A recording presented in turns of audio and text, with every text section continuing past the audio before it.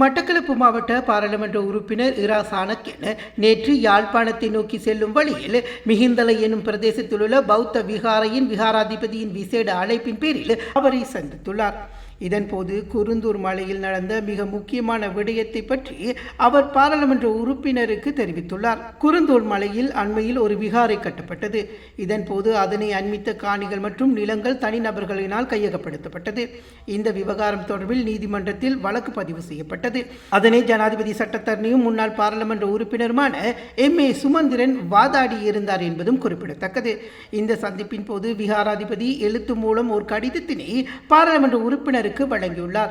குறித்த கடிதமானது குற்றப்புலனாய்வு திணைக்களத்திற்கு 2025 வருடம் 7ஆம் மாதம் 21ஆம் தேதி முறைப்பாட்டின் பிரதியாக அமைந்திருந்தது. அதில் அவர் பெயர் குறிப்பிட்டுள்ள தொல்பொருள் திணைக்களத்தின் பிரதி அச்சத்தகராக செயற்பட்ட ஜெயதிலக எனும் நபர் பௌத்த மதத்தோடு சம்பந்தப்பட்ட சின்னங்களை மூடைகளில் கொண்டு வந்து சுற்றியுள்ள நிலங்களிலும் வயல் நிலங்களிலும் வீசி அவற்றை தொல்பொருள் நிலங்களாக ஆவணப்படுத்தி தொல்பொருள் திணைக்களம் கையகப்படுத்தியதை தெரியப்படுத்தியிருந்தார். பௌத்த துறவியான இவர் இவ்வாறான விடயம் தொடர்பில் நடவடிக்கை எடுப்பது வரவேற்கத்தக்கது என்றும் சாணக்கியன் தெரிவித்துள்ளார். மேலும் விகாராதிபதியினால் நாட்டில் அனைத்து மக்களும் மும்மொழிகளான தமிழ், சிங்களம் மற்றும் ஆங்கிலம் என்பவற்றை படிப்பதற்கான ஓர் சட்ட மூலத்தை கொண்டு வர வேண்டும் எனவும் பாராளுமன்ற உறுப்பினரிடம் கோரிக்கை ஒன்றினையும் முன்வைத்துள்ளார். தொல்பொருள் அடையாளங்கள் இருக்கு என்று காட்டி அந்த நிலங்களை தொல்பொருள் திணைக்களத்தினுடைய கட்டுப்பாட்டுக்குள் எடுத்ததாக இந்த கடிதத்தினூடாக குற்றச்சாட்டு முன்வைக்கிறார். ஒரு பௌத்த துறவி ஒருவரே இந்த விடயத்தை பற்றி சொல்லியிருக்கிறது ஒரு மிக முக்கியமானது. இந்த ஆவணத்தை என்னிடம் தருமாறு அவர் என்னை சந்திக்க வேண்டும் என்று கேட்டார். அந்த வகையிலே தான் இன்று